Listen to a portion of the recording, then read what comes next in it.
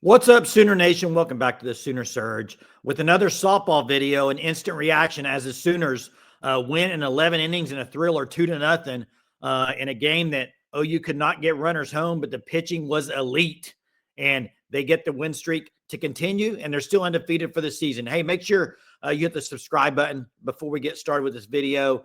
Turn on your notifications. Also, check out the Fan Stop, www.thefanstop.com. Elite officially licensed apparel. Check them out. Jerm, this game was a game that almost two games because it went 11 innings. The pitching, like I said, was really good. Kirsten Deal had a really good outing, 6-inning pitch, had the no-hitter going into the seventh there. Really good performance by her. And then you had Peyton Monticelli come in and get 2 outs, and then Bella Smith went the rest of the way and really didn't allow a whole lot either. Great performance pitching. Great, even better performance defensively by the Sooners, as you had multiple elite plays on defense, which so far this year has been really good defensively. They did struggle to get some runners home. I think before they got their first runner home, they might have been 1 for 12 with runners in scoring position. So got to clean that stuff up. It's another win, Jerm.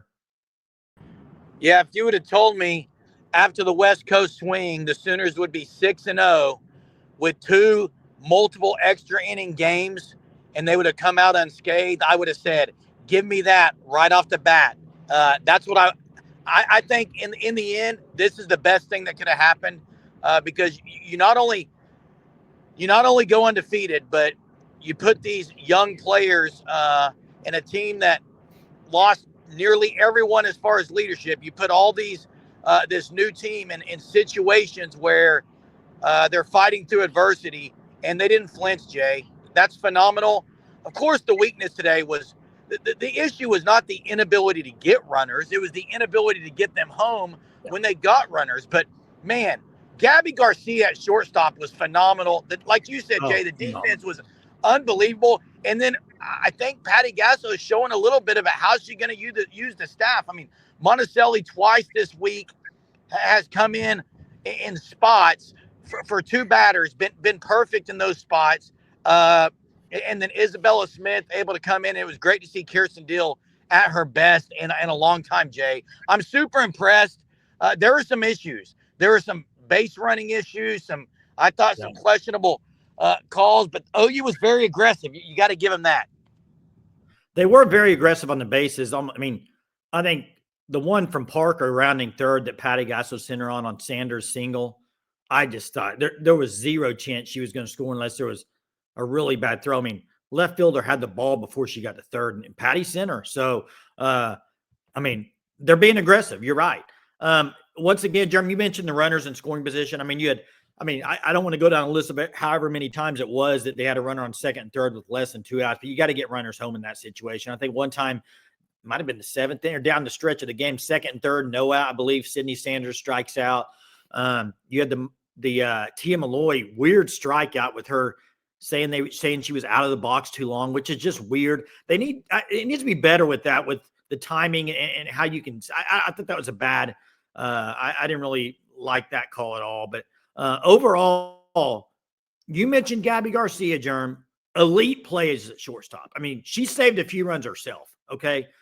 You had Sydney Sanders make a great play. You had Pickering. Abby Dayton run saving play. I mean, you could go down and listen to Abby Dayton with the RBI to give them the lead. Abby Dayton, man, starting her career off at Oklahoma in a great one this weekend. Yeah, and if I had to say who it was on this West Coast swing that I would say was MVP caliber, I think at the top of the list has to be Ella Parker. Ella Parker consistently, to me, was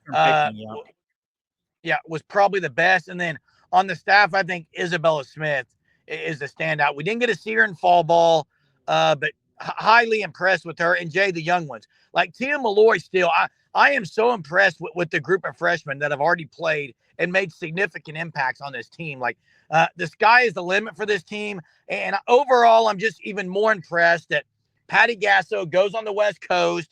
We saw why she did it. And now if you asked her, how good was that trip? She's going to say, that's the best possible scenario we could have had, to have this adversity, fight through it, and still be undefeated and learn from it. wow, 6-0. What a start. Guys, don't be saying, I don't know if this team can win number 5. Now, there are a lot of questions still because this was Long Beach State and you win 11 innings. But come on now. The championship mindset has not swayed at all. Well, that's right. I mean, you do have a lot of things you can clean up, particularly getting runners home. But you look at it, I mean, the pitching staff today, I know, I mean, you go 11 innings, you only really use 2 pitchers because Monticelli only went 2 batters. Kirsten Deal was, I mean, you're talking 6 innings pitched, Germ, 77 total pitches. I mean, she was rolling it, control. But you know what? That's it with Kirsten Deal. I think if you want to talk about Kirsten Deal in the past too, when her control is really good, she's hard to hit. She's got great stuff. If her control is good, she's got great stuff. So love to see it. Go ahead, Jer. I thought Kirsten Deal worked a little quicker than usual. I was glad for it. She seemed more composed than she has been in the past. And Jay, the control by the entire staff has been phenomenal.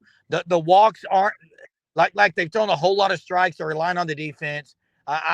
And like you said, Garcia's arm, Sydney Barker was another one that impressed throughout this West Coast swing. Like, again, I'm just highly, highly impressed with what's going on in Norman. Yeah, and you mentioned it, like with the way the games went this first weekend. I mean, it is kind of a great scenario for Oklahoma because you did get battle tested in games that, yeah, maybe you should have won more handily, but they were on the ropes and they had to get the win. And they were able to come through and get it. So you got to love that. Some great plays that were game-saving plays. And you could go not just this game, all weekend, all the first 6 games here, their defense, there's been some great plays, not just today, but just in general.